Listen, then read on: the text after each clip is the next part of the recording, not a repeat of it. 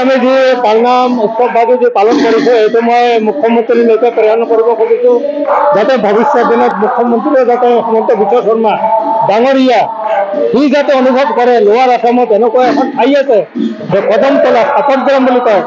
ধুবুৰী জিলাৰ অন্তৰ্গত যি মানে পালনাম মহোৎসৱত এনেকুৱা ভাগি লৈছে হাজাৰ হাজাৰ মানুহে প্ৰৱেশ কৰিছে সেইটো মই হিমন্ত বিশ্ব শৰ্মাৰ ওচৰত মই কৃতজ্ঞতা কামনা কৰিছোঁ যাতে আগন্তুক দিনত সি যাতে আমাৰ প্ৰতি যাতে সি অলপ মানে শ্ৰদ্ধা কৰি তাৰ কামনা মই মানে হেৰি কৰিছোঁ এইটো মিনিমাম আমাৰ 5,000 মানুহ পপুলেশ্যন হয়ে ঠাইখিনি আমাৰ খুব সৰু ইয়াত তথাপি আমি 5,000 মানুহ আমি কেপাচিটি কৰিছোঁ আজি আমাৰ ভাগৱত ধৰ্মত এতিয়া আমি প্ৰসাদ বিতৰণ কৰিম মিনিমাম আমাৰ 6,000 ভক্তবৃন্দই আমাৰ প্ৰসাদ গ্ৰহণ কৰিব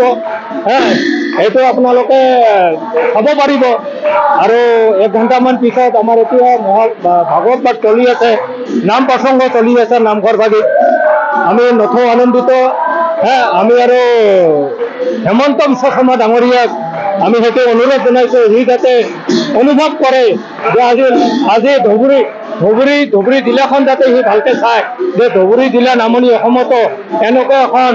মোৰ এনেকুৱা প্ৰতিভা আছে গুৰুজনাৰ কলাকৃতি আছে সেইটো লৈ মোৰ বক্তব্য আমি ইমানে সামৰিছোঁ আমি মূল কথা ক'ব নাজানো কিন্তু ভগৱান সেৱাখিনিয়েই আচল ভক্তি ছাড়া আৰ একো নাই ৰস মানে ৰাম ৰস এই ৰাম ৰসখিনি যদি আমি পিয়াই থাকব পাৰোঁ কেনেকৈ পিয়াম অকলে নহয় নিজেতো পিয়ামে যাতে সমাজ খাটি খাওঁতে যাতে আমাৰ এখন পাত কাটাতেও লাগিল ঝাড়ু এটাতেও লাগিল এতিয়া বজাৰ কৰাতেও লাগিল যাতে সমাজখিনি যাতে মিলি থাকে সমাজৰ মিলতহে আমাৰ এই অঞ্চলত গোসাঁই ঘৰত এই পালনাম হ'ব গতিকে মই আপোনালোকক